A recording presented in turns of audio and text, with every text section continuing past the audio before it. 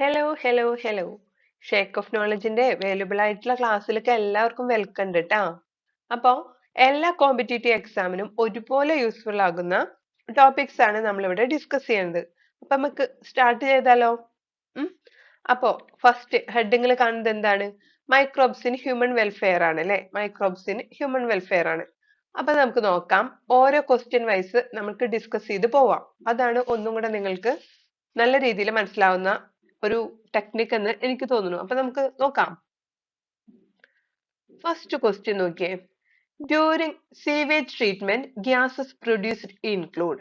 അപ്പൊ നമുക്ക് അറിയണല്ലേ എന്തൊക്കെയാണ്, ഏതൊക്കെ ഗ്യാസസ് ആണ് അതിൽ ഇൻക്ലൂഡ് ചെയ്യണമെന്ന് അറിയണം. അതിന് ഫസ്റ്റ് നമുക്ക് സീവേജ് ട്രീറ്റ്മെന്റ് എന്താണെന്ന് പഠിക്കാം. കാരണം എന്താ വെച്ചാല് ഇതിൽ തന്നെ ഡിസ്കസ് ചെയ്യേണ്ട ഒരു 2-3 ക്വസ്റ്റ്യൻസ് ഇതിനെ ഡിപ്പെൻഡ് ചെയ്തിട്ടുള്ളത്. അപ്പൊ നമുക്ക് ഫസ്റ്റ് എന്താണ് ഈ സീവേജ് ട്രീറ്റ്മെന്റ്, അതിന്റെ ഒരു പ്രോസസ്സിംഗ് വേ എന്താണെന്ന് നോക്കാം. അപ്പൊ നോക്കിയേ, നമ്മള് പട്ടണങ്ങളിലും നഗരങ്ങളിലൊക്കെ ദിവസേന ഒരു വലിയ അളവില് മലിനജലം പുറന്തള്ളപ്പെടുന്നുണ്ട് എന്ന് നമുക്കറിയാം അല്ലെ? ഈ ജലത്തിലെ ഏറ്റവും പ്രധാന ഘടകം ഏതാ ചോദിച്ചാൽ നമ്മള് എന്താണ് മനുഷ്യവിസർജനം കേട്ടാ. ഈ മുനിസിപ്പൽ മലിനജലത്തെ നമ്മൾ സീവേജ് എന്നാ പറയണത്. സീവേജ് ഇതിൽ ധാരാളം കാർബണിക വസ്തുക്കളും സൂക്ഷ്മജീവികളും ഒക്കെ ഉണ്ട്. ഇത് പലതും എന്താണ് രോഗകാരികളാണ് അല്ലെ? അപ്പൊ നമ്മള് ഇങ്ങനെയുള്ള ഒരു മലിനജലത്തെ പുഴയിലേക്കോ അരുവികളിലേക്കോ ഒക്കെ കടത്തിവിട്ട എങ്ങനെ ഇരിക്കും? വളരെ പ്രശ്നമായിരിക്കും അല്ലെ? വളരെ പ്രശ്നമായിരിക്കും. അപ്പൊ നമ്മൾ എന്ത് ചെയ്യണമെന്ന് വെച്ചാലേ, ഈ മലിനജലത്തെ ജലാശയങ്ങളിലേക്ക് ഒഴുക്കി വിടുന്നതിന് മുമ്പായിട്ടേ മലിനീകരണത്തിന്റെ അളവ് കുറയ്ക്കണം. അതിനു വേണ്ടിയിട്ട് സീവേജ് ട്രീറ്റ്മെന്റ് പ്ലാന്റുകൾ, അതായത് STP എന്ന് പറയും, സീവേജ് ട്രീറ്റ്മെന്റ് പ്ലാന്റുകളിലെ ശുദ്ധീകരണ പ്രക്രിയക്ക് വിധേയമാക്കുകയാണ് ചെയ്യുന്നത്. എന്താണ്, നമ്മള് മലിനജലത്തെ ജലാശയത്തിലേക്ക് ഒഴുക്കി വിടുന്നതിന് മുമ്പ് തന്നെ മലിനീകരണത്തിന്റെ അളവ് കുറയ്ക്കാൻ വേണ്ടിയിട്ട് നമ്മൾ STP അഥവാ സീവേജ് ട്രീറ്റ്മെന്റ് പ്ലാന്റിലേക്ക് ശുദ്ധീകരിക്കാൻ വേണ്ടിയിട്ട് കൊണ്ടുപോകും. അപ്പോ മലിനജല ശുദ്ധീകരണത്തിന് സഹായിക്കുന്നത് എന്താണെന്നറിയോ? ഈ സീവേജില് എന്തുണ്ടാവും? സ്വാഭാവികമായിട്ടും കാണുന്ന കുറച്ച് മൈക്രോബ്സ് അഥവാ സൂക്ഷ്മജീവികൾ ഉണ്ടാവും. ഇങ്ങനെ 2 തരത്തിലുള്ള ഘട്ടങ്ങളിലൂടെ കടന്നു പോയിട്ടാണ് നമ്മുടെ സീവേജ് ട്രീറ്റ്മെന്റ് അല്ലെങ്കിൽ മലിനജലത്തിന്റെ ശുദ്ധീകരണം നടക്കുന്നത്. അപ്പോ നമുക്ക് നോക്കാം ഏതൊക്കെയാണ് ആ ഒരു പ്രോസസ്സിംഗ് അല്ലെങ്കിൽ സംസ്കരണം നടക്കാനുള്ള 2 വേസ് ഏതാണെന്ന് നോക്കാം. അപ്പോ പ്രാഥമിക സംസ്കരണം അഥവാ പ്രൈമറി ട്രീറ്റ്മെന്റ് എന്താണെന്ന് നോക്കാം. ഈ ഒരു പ്രൈമറി ട്രീറ്റ്മെന്റിൽ എന്താണെന്നറിയോ? സീവേജിൽ നിന്നും ചെറുതും വലുതുമായിട്ടുള്ള പദാർത്ഥങ്ങളൊക്കെ ഘട്ടം ഘട്ടമായിട്ട് പെറുക്കി മാറ്റും, അല്ലെങ്കിൽ അരിച്ചു മാറ്റും.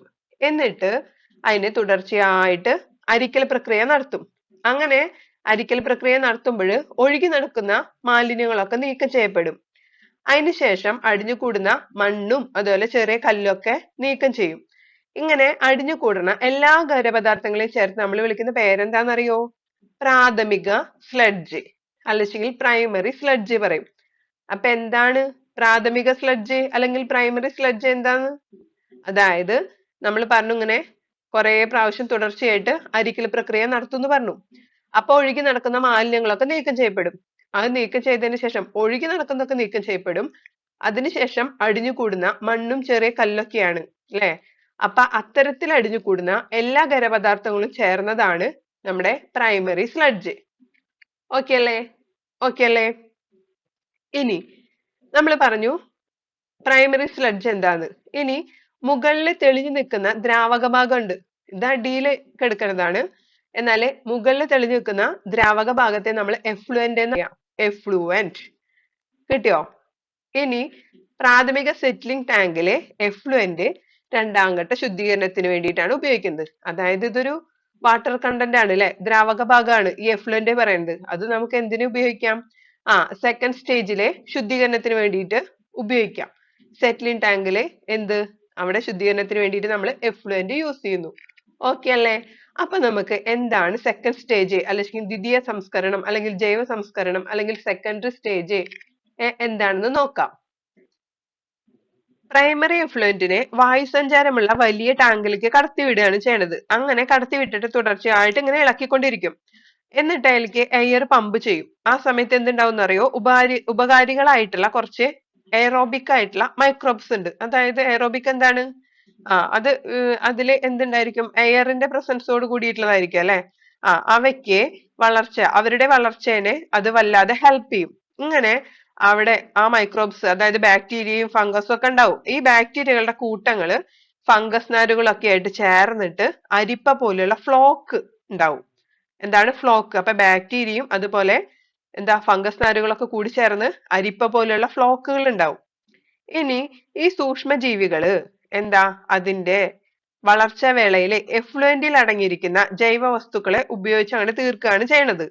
അങ്ങനെ നമ്മുടെ എഫ്ലുവന്റിൽ അതില് ബയോകെമിക്കൽ ഓക്സിജൻ ഡിമാൻഡ് ഗണ്യമായിട്ട് കുറയും. ബയോകെമിക്കൽ ഓക്സിജൻ ഡിമാൻഡ് എന്ന് വെച്ച് കഴിഞ്ഞാൽ എന്താണ്? അതില് മലിനീകരണ തോതാണ് അല്ലെ? ആ തോത് അങ്ങോട്ട് കുറയും. അതായത് BOD അഥവാ ബയോകെമിക്കൽ ഓക്സിജൻ ഡിമാൻഡ് എന്ന് വെച്ച് കഴിഞ്ഞാല് പദാർത്ഥങ്ങളിലെ എത്രത്തോളം കാർബണിക പദാർത്ഥങ്ങളുടെ അളവുണ്ട് എന്ന് അറിയാൻ വേണ്ടിയിട്ടുള്ളതാണ് നമ്മുടെ BOD ചെക്ക് ചെയ്യുക എന്ന് പറയണത്. അപ്പൊ മലിനജലത്തിലെ ഉയർന്ന BOD എന്ന് പറഞ്ഞു കഴിഞ്ഞാല് എന്താ അതിന്റെ അർത്ഥം എന്നറിയോ? അതിലെ ഉയർന്ന മലിനീകരണ നിരക്കാണ്. ആ ജലത്തിലെ ഉയർന്ന മലിനീകരണ നിരക്കാണ്.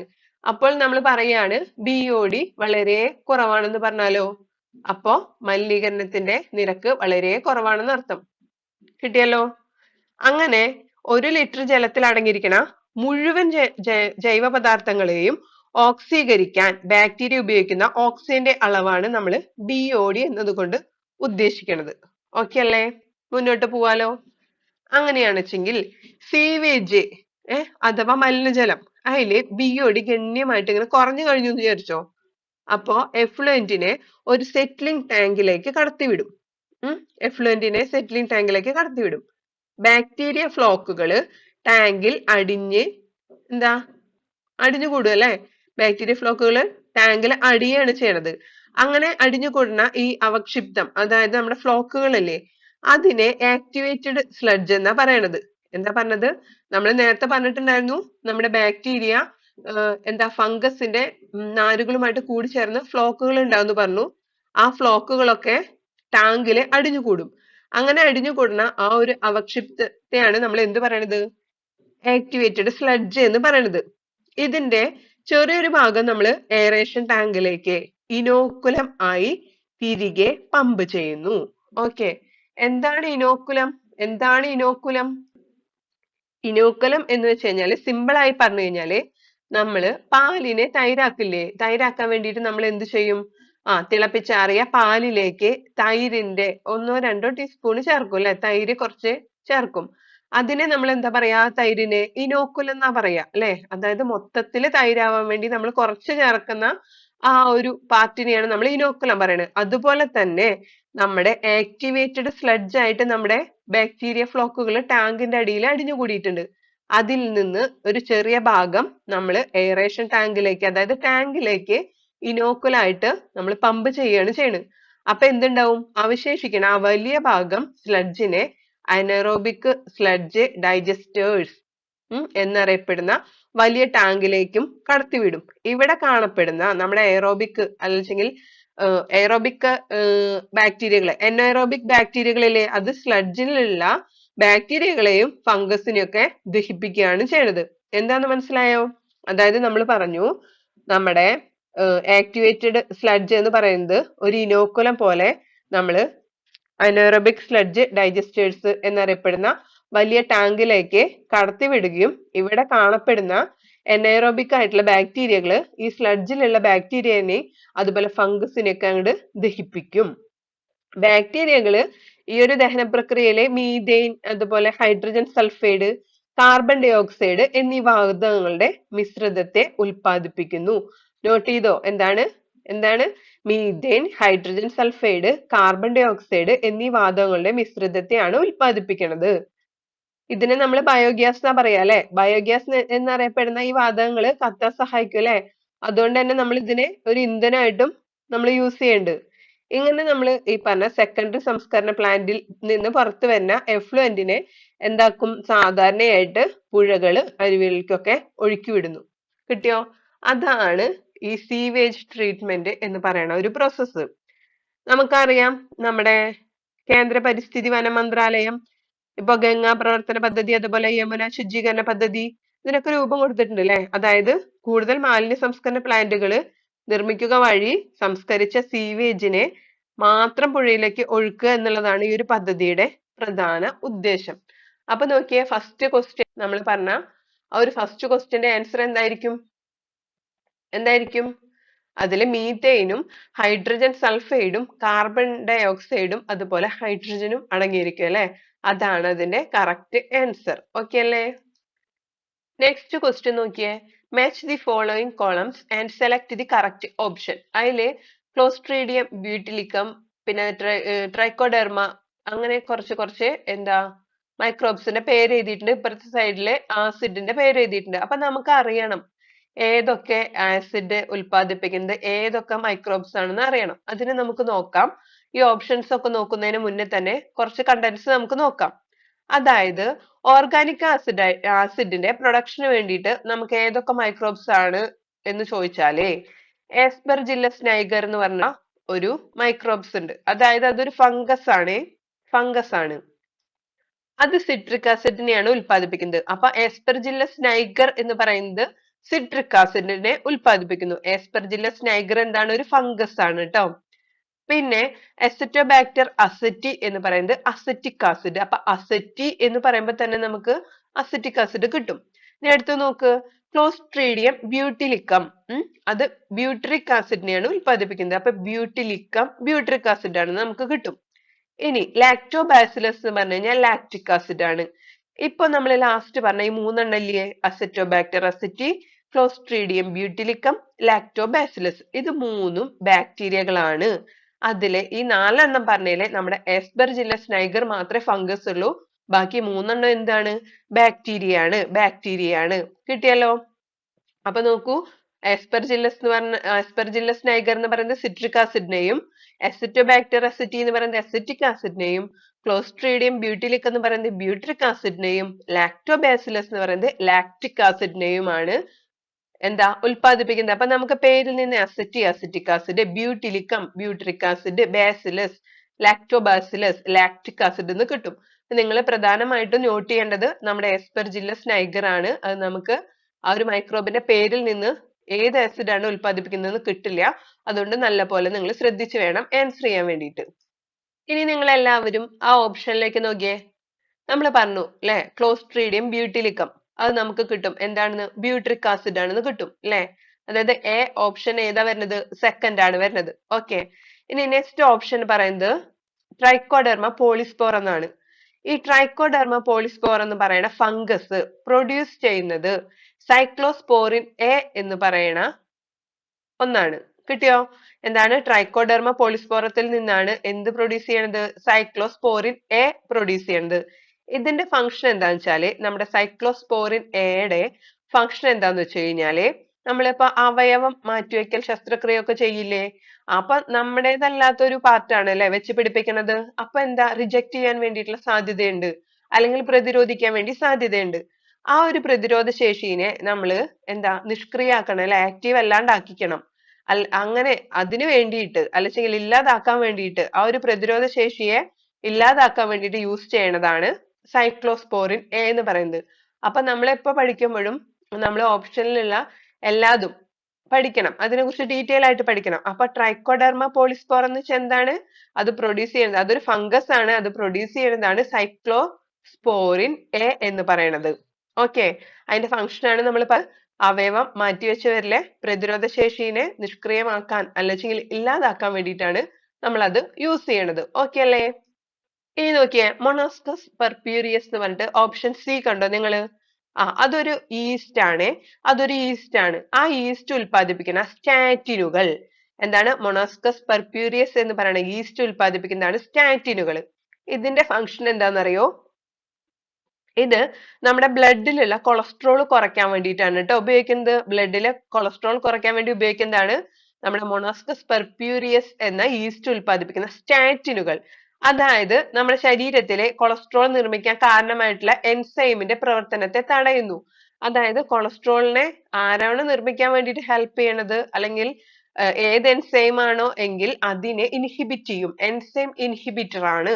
അതായത് രാസാഗ്നിയുടെ പ്രവർത്തനത്തെ തടയുന്നതാണ്. ഇൻഹിബിറ്റ് ചെയ്യുക എന്ന് വെച്ചാൽ എന്താണ്?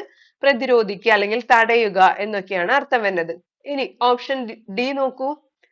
അതായത് അത് എസ്പെർജില്ലസ് നൈഗർ ആണ് അല്ലെ, നമ്മൾ പറഞ്ഞിട്ടുണ്ടായിരുന്നു സിട്രിക് ആസിഡ് ആണ്, സിട്രിക് ആസിഡ് ആണ്.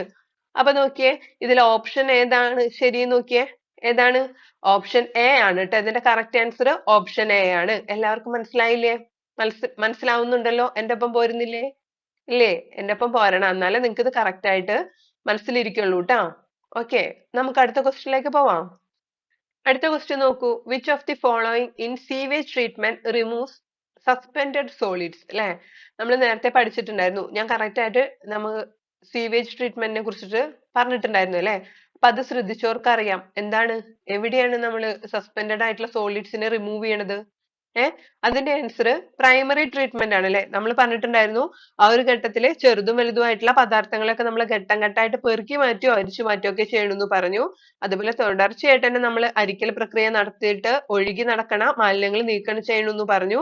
അതിനുശേഷം അടിഞ്ഞുകൂടുന്ന സെഡിമെന്റേഷൻ അല്ലെ, അടിഞ്ഞുകൂടുന്നത് അല്ലെ, അടിഞ്ഞുകൂടുന്ന മണ്ണും അതുപോലെ ചെറിയ കല്ലുകളൊക്കെ നമ്മൾ നീക്കം ചെയ്യുന്നു എന്ന് പറഞ്ഞു. അപ്പൊ എന്താണ്, ഏതൊക്കെ പ്രക്രിയയിലൂടെയാണ്, ഏത് പ്രക്രിയ വഴിയാണ് നമ്മൾ ഈ സസ്പെൻഡഡ് സോളിഡ്സിനെ റിമൂവ് ചെയ്യുക സീവേജ് ട്രീറ്റ്മെന്റിൽ ചോദിച്ചാല് അത് പ്രൈമറി ട്രീറ്റ്മെന്റ് വഴിയാണ്, പ്രൈമറി ട്രീറ്റ്മെന്റ് വഴിയാണ്. ഓക്കെ അല്ലേ?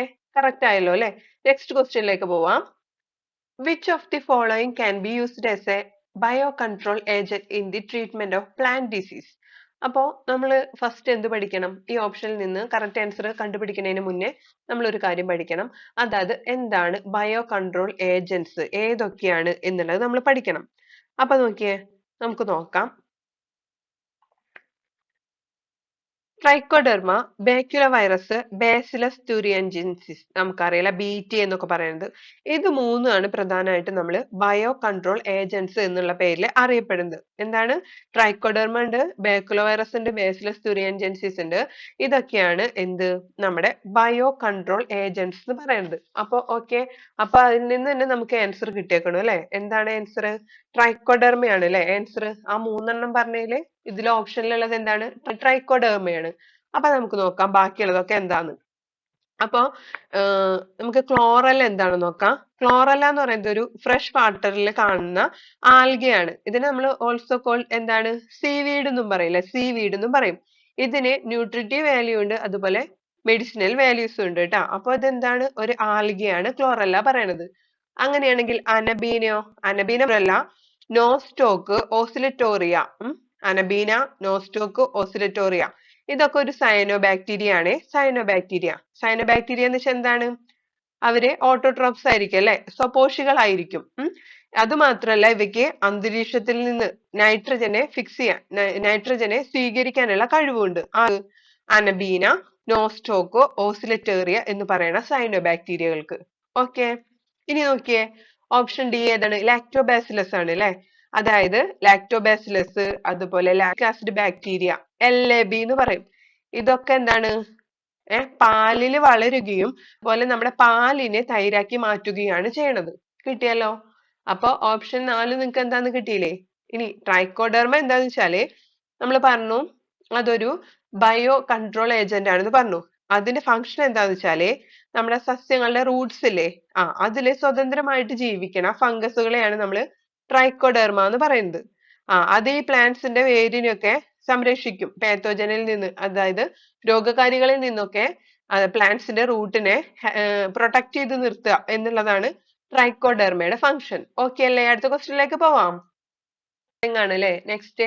അപ്പൊ നോക്കിയേ, citric acid, cyclosporin A, statins, butyric acid, ഇതൊക്കെ കൊടുത്തിട്ടുണ്ട് അല്ലെ. നമ്മൾ ഓൾറെഡി പഠിച്ചതാണ് ഇതൊക്കെ ഏത് മൈക്രോ ഓർഗാനിസം ആണെന്നും എന്തൊക്കെയാണ് പ്രൊഡ്യൂസ് ചെയ്യണത് എന്നുള്ളതും. അപ്പൊ നോക്കിയേ, ഫസ്റ്റ് വൺ സിട്രിക് ആസിഡ് ആണല്ലേ. അതേതാ? എസ്പെർജില്ലസ് ആണ്, നമ്മൾ പഠിച്ചു. ഓക്കെ, ഇനി സൈക്ലോസ്പോറിൻ എ, ഏതെന്താ? ട്രൈക്കോഡെർമയാണ് അല്ലെ. അതായത് നമ്മൾ പറഞ്ഞിട്ടുണ്ടായിരുന്നു അല്ലെ, അവയവം ഒക്കെ മാറ്റിവെച്ചവർക്ക് എന്താണ്, അവരെ പ്രതിരോധ ശേഷി സപ്രസ് ചെയ്യിക്കാൻ വേണ്ടിയിട്ട്, അതായത് അതൊരു ഇമ്മ്യൂണോ സപ്രസന്റ് ആണ് അല്ലെ. അത് നമ്മൾ പഠിച്ചതാണ്. ഇനി നെക്സ്റ്റ് വൺ സ്റ്റാറ്റിൻസ് ആണ്. അതെന്താ?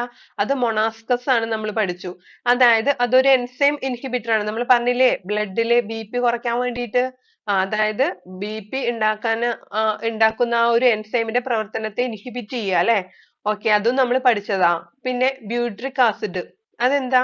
അത് ക്ലോസ്ട്രീഡി ആണ് അല്ലേ? അപ്പൊ നമുക്ക് നാലെണ്ണത്തിന്റെ ഓപ്ഷൻ കറക്റ്റ് ആയിട്ട് കിട്ടിയില്ലേ? അടുത്ത് നോക്കാം. Okay, next one. Which of the following is put into the anaerobic sludge digester for further sewage treatment? അതായത് നമ്മൾ നേരത്തെ ഡീറ്റെയിൽ ആയിട്ട് സീവേജ് ട്രീറ്റ്മെന്റ് പറഞ്ഞപ്പോൾ ലാസ്റ്റ് ആ ഒരു സ്റ്റേജിൽ നമ്മൾ പറഞ്ഞില്ലേ, അതായത് എനറോബിക് സ്ലഡ്ജ് ഡൈജസ്റ്റേഴ്സ് എന്നറിയപ്പെടുന്ന വലിയൊരു ടാങ്കിലേക്ക് നമ്മൾ ആക്ടിവേറ്റഡ് സ്ലഡ്ജിനെയാണ് അല്ലെ, ആക്ടിവേറ്റഡ് സ്ലഡ്ജിനെയാണ് ഇനോക്കുലായിട്ട് ചേർത്തതെന്ന് പറഞ്ഞു. പാല് നമ്മൾ തൈരാക്കാൻ വേണ്ടിയിട്ട് 2-3 സ്പൂണ് തൈര് ഒഴിക്കുന്നത് പോലെ ഇനോക്കുലമായിട്ട് നമ്മൾ എന്തിനെ ചേർത്തത്? അത് ആക്ടിവേറ്റഡ് സ്ലഡ്ജിനെയാണ് അല്ലെ ചേർത്തത്, ആക്ടിവേറ്റഡ് സ്ലഡ്ജിനെ ചേർത്തത്. ഓക്കെ അല്ലേ? ക്ലിയർ അല്ലേ? ഒപ്പല്ലേ എല്ലാവരും? അപ്പൊ നമുക്ക് അടുത്ത ഒരു ക്വസ്റ്റ്യനിലേക്ക് പോവാം. Select the correct group of bio control agents. അത് ഏതൊക്കെയാ? ബയോ കൺട്രോൾ ഏജന്റ്സ് ഏതൊക്കെയായിരുന്നു? ട്രൈക്കോഡെർമ ഉണ്ട്, ബാക്യുല വൈറസ് ഉണ്ട്, ബാസിലസ് തുരിയൻജൻസിസ്. നമ്മൾ ഇത് മൂന്നും പറഞ്ഞതാണ് അല്ലെ, നേരത്തെ കഴിഞ്ഞ ക്വസ്റ്റ്യനിൽ നമ്മൾ ഇത് മൂന്നിനെ കുറിച്ചിട്ടും ചർച്ച ചെയ്തതായിരുന്നു. അപ്പൊ നമുക്കറിയാം ഓപ്ഷൻ ഏതാ കറക്റ്റ് ആയിട്ട്? ആ, ഓപ്ഷൻ ബി ആണ് അല്ലെ, ട്രൈക്കോഡെർമ, ബാക്യുല വൈറസ്, ബാസിലസ് തുരിയൻജൻസിസ്. ഇതാണ് നമ്മുടെ ബയോ കൺട്രോൾ ഏജന്റ്സ് എന്ന് പറയുന്നത്. അപ്പൊ നമുക്ക് നോക്കാം ഇതൊക്കെ എന്താണ് ഇതിന്റെ ഫങ്ഷൻസ് എന്ന് നോക്കാം. അപ്പോ ട്രൈക്കോഡെർമ നമ്മൾ പറഞ്ഞ പോലെ പ്ലാന്റ്സിന്റെ വേരുകളിലെ വളരെ സാധാരണയായിട്ട് സ്വതന്ത്രമായിട്ട് ജീവിക്കുന്നവയാണ്. ഇത് പല സസ്യരോഗകാരികളെയും ഫലപ്രദമായിട്ട് നിയന്ത്രിക്കുന്നുണ്ട്. അപ്പൊ നേരത്തെ നമ്മൾ പഠിച്ചു അതിന്റെ ഫങ്ഷൻ എന്താണെന്നുള്ളത് പഠിച്ചു. ഇനി ബാക്യുല വൈറസ് എന്ന് പറഞ്ഞു കഴിഞ്ഞാൽ എന്താണെന്നറിയോ? ഷഡ്പദങ്ങള് അതുപോലെ മറ്റ് ആർത്രോപോഡുകളെയൊക്കെ ആക്രമിക്കുന്ന രോഗാണുക്കളാണ് ഈ ബാക്കുലോ വൈറസ് എന്ന് പറയുന്നത്. അപ്പൊ നിങ്ങൾ വിചാരിക്കുക എന്താണ് ഈ ആർത്രോപോഡ് എന്ന് പറഞ്ഞു കഴിഞ്ഞാല്? അതായത് ആർത്രോപോഡ എന്ന് പറഞ്ഞു കഴിഞ്ഞാൽ എന്താണെന്നറിയോ? അതായത് ഈ സെന്റിപെഡ്, കോക്രോച്ച് പോലെയൊക്കെ ഉള്ളതില്ലേ, അതുപോലെ മൈറ്റ്സ്, മില്ലിപെഡ്സ്, സെന്റിപെഡ്സ് ഒക്കെ അല്ലേ നമ്മുടെ ചെറിയ ചെറിയ എന്താ പറയാ ചെമ്മീൻ പോലെയുള്ള അങ്ങനത്തെ തൊണ്ടുള്ള പോലത്തെ ജീവികളില്ലേ, ചെറിയ പുഴുക്കളുടെ മേലൊക്കെ ഒരു തൊണ്ട് പോലെയുള്ളതൊക്കെ, അങ്ങനെയുള്ളതിനൊക്കെ നമുക്ക് എന്ത് പറയാം? മില്ലിപെഡ്സ് എന്ന് പറയാം കേട്ടാ, മില്ലിപെഡ്സ് എന്ന് പറയാം. അങ്ങനെയുള്ളതിനൊക്കെ ആക്രമിക്കുന്ന രോഗാണുക്കളാണ് ബാക്യുല വൈറസ് എന്ന് പറയുന്നത്. ഇത് ഭൂരിഭാഗവും ന്യൂക്ലിയോ പോളിഹൈഡ്രോ വൈറസുകൾ എന്നുള്ള ജെൻസിലാണ് കേട്ടോ പെടുന്നത്. ഏതാണ്? ന്യൂക്ലിയോ പോളി ഹെഡ്രോ വൈറസുകൾ എന്നുള്ള ജെൻസിലാണ് നമ്മുടെ ബാക്യുല വൈറസുകൾ പെടുന്നത്. ഇനി ഇവയ്ക്ക് ഓരോ ഇനം കീടത്തെയും പ്രത്യേകമായിട്ട് നശിപ്പിക്കാനുള്ള കഴിവുണ്ട്. അതായത് ഇതിനെ പറയാൻ നമ്മൾ സ്പീഷീസ് സ്പെസിഫിക് എന്നാ പറയാ. അതായത് എല്ലാവരെയും പോയിട്ട് നശിപ്പിക്കൂല, പ്രത്യേകം ഇവർക്ക് പ്രത്യേകമായിട്ട് ഒരു കഴിവ് എന്താ ഉള്ളത്? ഓരോ ഇനം കീടത്തെയും നശിപ്പിക്കാനുള്ള കഴിവുണ്ട്. അതായത് ഉപദ്രവകാരി അല്ലാത്ത മറ്റ് ഷഡ്പദങ്ങളെയോ പക്ഷികളിനെയോ മാമൽസിനെയോ ബേർഡ്സിനെയോ ഒന്നും ഇത് പ്രതികൂലമായിട്ട് ബാധിക്കില്ല.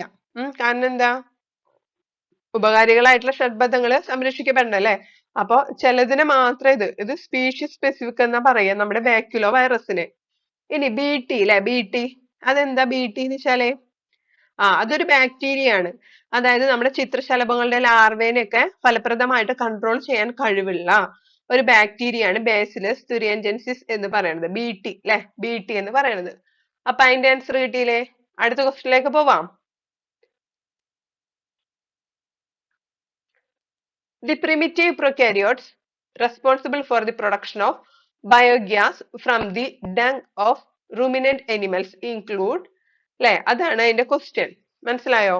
അതായത് ചില നമ്മുടെ പശുക്കള്, എരുമ, അങ്ങനെയുള്ള മൃഗങ്ങളില്ലേ, അതിന്റെ ഒക്കെ കുടലിലെ, അതായത് റുമനിലെ മെത്തനോജനുകൾ എന്ന് പറയുന്ന ഒരു ബാക്ടീരിയ ഉണ്ട്, മെത്തനോജന്.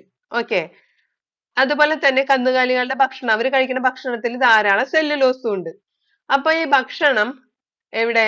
റുമനില് എത്തുമ്പോൾ, അതായത് ആമാശയത്തിന്റെ ഒരു ഭാഗത്തെയാണ് നമ്മൾ റുമൻ എന്ന് പറയുന്നത്. അവിടെ എത്തിക്കഴിഞ്ഞാലേ അവിടെ ജീവിക്കുന്ന ഈ മെത്തനോ ബാക്ടീരിയ അല്ലേ, അത് ഈ സെല്ലുലോസിനെ വിഘടിപ്പിക്കും കേട്ടോ. സെല്ലുലോസിനെ വിഘടിപ്പിച്ചു കഴിഞ്ഞു കഴിഞ്ഞാൽ പിന്നെ എന്തുണ്ടാവും? അത് പിന്നെ ഡൈജസ്റ്റ് ആയി കഴിഞ്ഞ് പിന്നീട് പുറത്തു വരുന്നത് നമ്മൾ പറയുന്ന ചാണകം അല്ലേ. അപ്പൊ ആ ചാണകത്തില് എന്തുണ്ട്? മീഥേൻ അഥവാ ബയോഗ്യാസ് ഉണ്ടാവുന്നുണ്ട് അല്ലെ. അതുകൊണ്ടാണ് ഈ മെത്തനോജനും അതുപോലെ തന്നെ നമ്മുടെ സെല്ലുലോസും അല്ലെ, ഇത് രണ്ടും കൂടി ചേർന്ന് അതിനെ പെട്ടെന്ന് തന്നെ ഡൈജസ്റ്റ് ചെയ്യിപ്പിച്ച് ഉണ്ടാവുന്ന കൗഡങ്ങില് അല്ലെ, അല്ലെങ്കിൽ ഡങ്ങില് കൗവിന് മാത്രമല്ല എരുമയായാലും ആ ഒരു ഡങ്ങില് എന്തുണ്ട് മെത്തനോജൻസ്.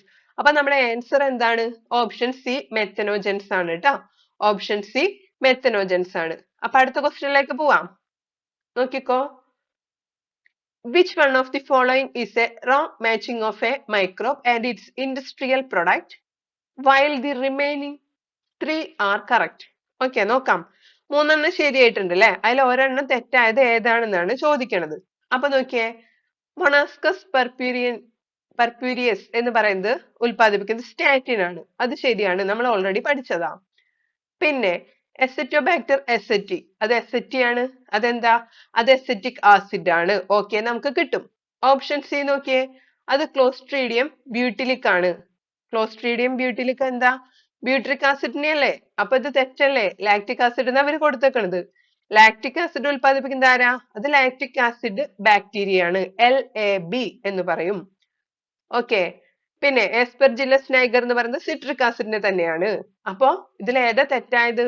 അത് ക്ലോസ്ട്രീഡിയം ബ്യൂട്ടിലിക്കം തന്നെയാണ് അല്ലെ. ബാക്കിയുള്ള എല്ലാതും ഓക്കെ ആണ്, റെഡിയാണ്. ഇത് മാത്രമാണ് അല്ലെ തെറ്റിയേക്കണത്. ഓക്കെ അല്ലേ? ഇന്നത്തെ ഒരു സെക്ഷൻ നിങ്ങൾക്ക് യൂസ്ഫുൾ ആയെന്ന് തോന്നുന്നുണ്ട് വെച്ചെങ്കിൽ നിങ്ങൾ ഷെയർ ചെയ്യുക, സബ്സ്ക്രൈബ് ചെയ്യുക. ഓക്കെ, അപ്പൊ എല്ലാവർക്കും ടാറ്റാ.